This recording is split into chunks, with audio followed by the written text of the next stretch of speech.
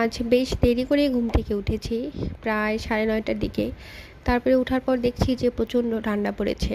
যদিও আমাদের এখানে খুব একটা ঠান্ডা পড়ে না, তবে কয়েকদিনের থেকে তুলনামূলকভাবে আজকে ঠান্ডাটা একটু বেশি পড়েছে। তাই ঘুম থেকে উঠেই একটু ফ্রেশ হয়ে প্রে করে নিলাম। তারপরেই মুখে একটু ময়েশ্চারাইজার মেখে নিলাম। আসলে শীতের দিনে এটা না করলে আমার ত্বকটা একদম শুষ্ক হয়ে যায়। যাই হোক, তারপরে চলে এলাম রান্নাঘরে। আর কয়েকদিন থেকে যেহেতু আমার শরীরটা অনেক খারাপ, শ্বাসকষ্ট, তাই একটু লাল চা বসিয়ে দিলাম আদা, ছোটো এলাচ আর কালো জিরা দিয়ে, আর সাথে কিছুটা কালো জিরা খেয়ে নিলাম।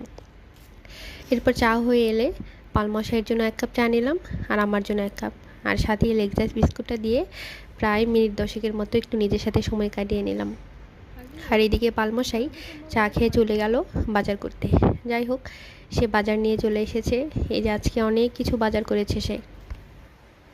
বলেছিলাম অল্প অল্প করেই করতে, কিন্তু তার যে কি মনে হয়েছে সে সব কিছু ডাবল ডাবল নিয়ে এসেছে। এই যে এনেছে প্রায় 3 রকমের বিস্কুট। এখানে আছে এনার্জি বিস্কুট, তারপর এটা কি যেন একটা বিস্কুট, ফান না কি যেন, আর এই যে চকলেট টাইপের বিস্কুটটা সে খুব পছন্দ করে। তারপর এনেছে সয়াবিন তেল, লাল মরিচের গুঁড়ো, জিরা গুঁড়ো, এখানে আছে চা পাতা, দুধ। আমরা মূলত পাউডার দুধটা একটু বেশি খাই, যেহেতু আমি খুবই দুধ চা পছন্দ করি। তারপর কয়েক প্যাকেট ফ্যামিলি কোকোলা নুডলস, চিনি, সরিষার তেল, আর হচ্ছে লবণ, পেঁয়াজ, রসুন এসব। যাই হোক, তারপর সব গ্রোসারি আইটেমগুলো এক সাইডে রেখে চলে এলাম কাঁচা বাজারটা দেখতে। দেখলাম যে না, সেখানে অনেক বাজার করেছে। প্রথমেই দেখলাম পেঁয়াজকলি, লাল শাক, পালং শাক, কাঁচামরিচ, শিম, মূলা। আর আমি এখানে এসে এসে বলছিলাম যে মূলার এই যে সবুজ পাটটা সেটা আমার খুব পছন্দ। তারপর 2টো ফুলকপি, একটা বাঁধাকপি। বাঁধাকপিটা নিয়ে আমি অনেক অবজেকশন করছিলাম যেটা ভালো হয়নি, বাট ও বলছিল যে না তুমি দেখো এটা অনেক ভালো হবে। যাই হোক, এ হলো কাঁচা বাজার, এ হলো বিস্কুট, তেল, আর এই যে উপরে হলো প্রায় বাজার সদাই রান্নাঘরের।